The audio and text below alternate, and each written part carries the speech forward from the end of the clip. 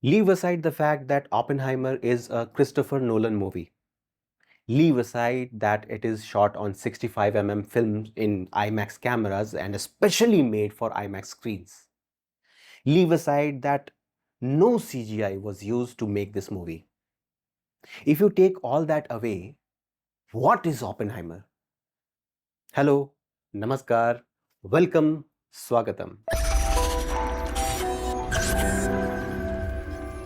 I have seen Christopher Nolan talk in many interviews saying that people should experience his latest movie in 70 IMAX screens, film screens. The interviewers ask him how that mode will enhance the watch experience, and then the director goes into explaining the nuances of close-ups, film grain, details and whatnot. In my mind, the major question is what happens to the mere mortals who don't live near an IMAX which has a 70 film projection. With Oppenheimer being released, I'm sure your social media feed is flooded with people talking about that in various aspects, how the explosions were recreated practically with aluminum and magnesium, how the representation of the atomic energy and waveforms were created in camera with ingenious trickery without any CGI. Well, all that is absolutely superb. My question is, am I a lesser person as a cinema goer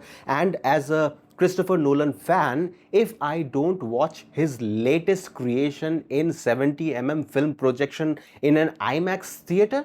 I have watched quite a few movies in IMAX. I have gone to great lengths to be able to watch a screening in IMAX. I have seen IMAX theaters in Kolkata, Bangalore, Delhi and Lucknow. There have been films made for IMAX. There have been those shot on IMAX cameras or films which have select sequences presented in IMAX aspect ratio.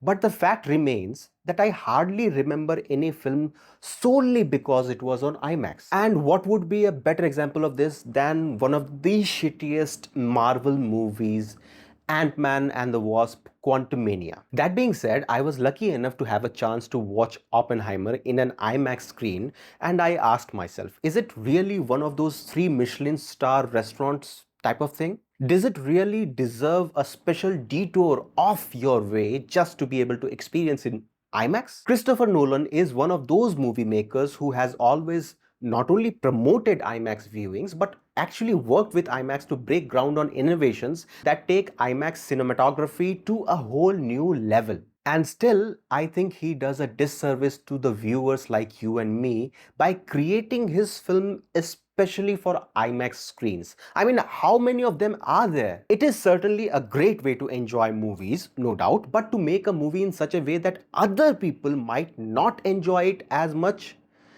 is, I think, not right. So what I'm saying is, if you are still an IMAX virgin or saving your eyes for the thrill of IMAX for Oppenheimer, if it is too much trouble, go and watch it in whatever screen it is playing at nearest to you. The movie stands its ground just as well in any other theater. And a few months from now, when people will start streaming Oppenheimer on their laptops or TV screens, where will IMAX be? Still creating hype on some sequences in a film presented in IMAX format? Listen, I wish we lived in a world where every major city had IMAX and all IMAX screens were actually IMAX and not the so-called LIMAX. You know, presenting with 2K laser projectors on that giant IMAX screen. But we don't live in that world. And movie-going experience should not be such a burden that you need to find the correct theater to watch it. And nothing is as disappointing as realizing that the IMAX screen you just booked expensive tickets for doesn't have the format, the 70 giant film format.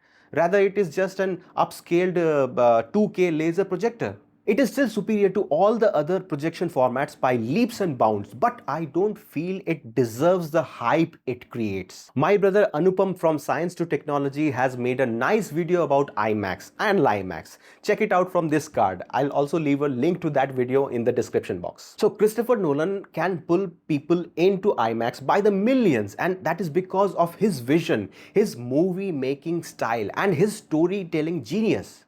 Not because of the giant screen of IMAX. Trust me, if he weren't a director whose films were worth watching, no amount of IMAX hype would have made anyone go out of their way to chip out the extra buck for an IMAX viewing. Anyways, I have spoken a lot about IMAX. Now moving into Oppenheimer. In my opinion, I felt the sound of the movie was more impactful than the visuals.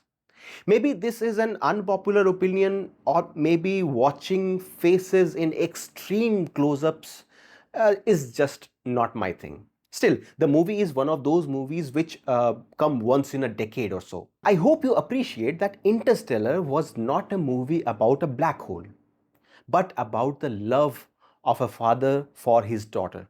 The black hole was a pivotal plot device, but not the point of the movie. Similarly, the atom bomb and the Trinity test aren't what Oppenheimer is all about. Oppenheimer, the movie, is about the man that was J. Robert Oppenheimer. That's where the movie shines, and that is where Cillian Murphy's portrayal of the father of the atomic bomb exceeds all expectations. And in fact, so does Robert Downey Jr. I wasn't surprised at all. Being Iron Man for over a decade doesn't dilute the fact that he is an amazing actor. Oppenheimer only highlights that Robert Downey Jr. just hadn't had the best of luck with finding the right story to tell and the right director who'd lead him to greatness. Top-notch performances go all around in the whole film, but you have to admit, with such a huge star-studded cast, you tend to notice only the few who actually are in the movie and not those whose roles are barely more than a cameo. That includes Matt Damon, Emily Blunt, and Florence Pugh. Christopher Nolan is a master of non-linear storytelling, as you all know. And like many of his previous movies, the timelines do get a bit confusing at times. But that is still only a minor gripe, and that can easily be remedied by watching the movie again. Yes, it deserves repeat viewings.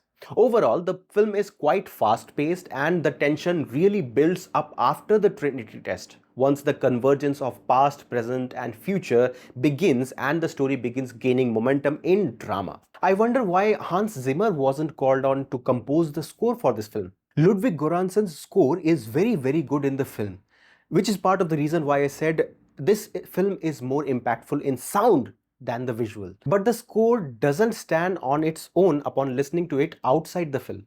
Quite unlike the music composed by Hans Zimmer for Interstellar, The Dark Knight and similar films. Incidentally, I hadn't liked Ludwig Göransson's score in Tenet either. Oppenheimer is a biopic in all senses, and it is not a science fiction movie. The science of the whole atomic bomb is explained only so far as to leave the science people dissatisfied and the non-science people not confused. And I bet this is not a History Channel documentary. I'm sure there are historical inaccuracies which I'm not going to invest my time finding about.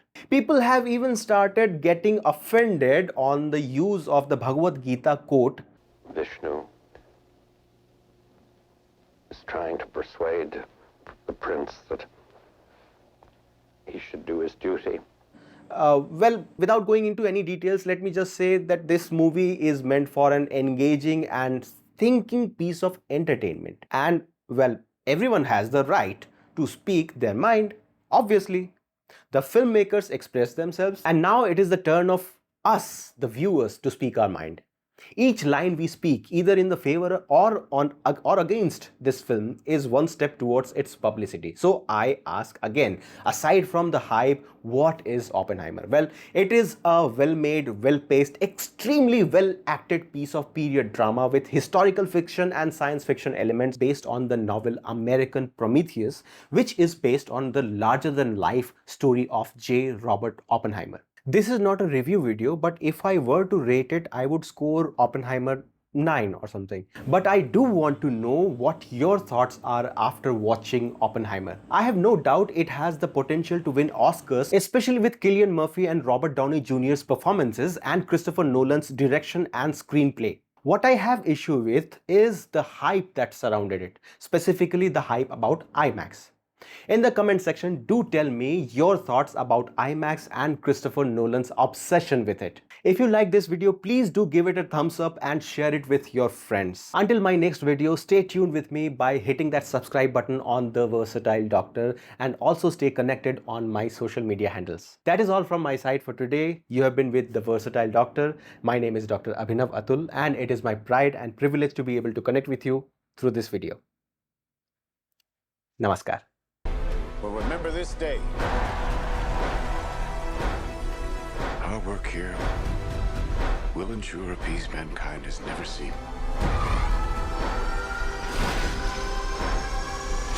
Until somebody builds a bigger one.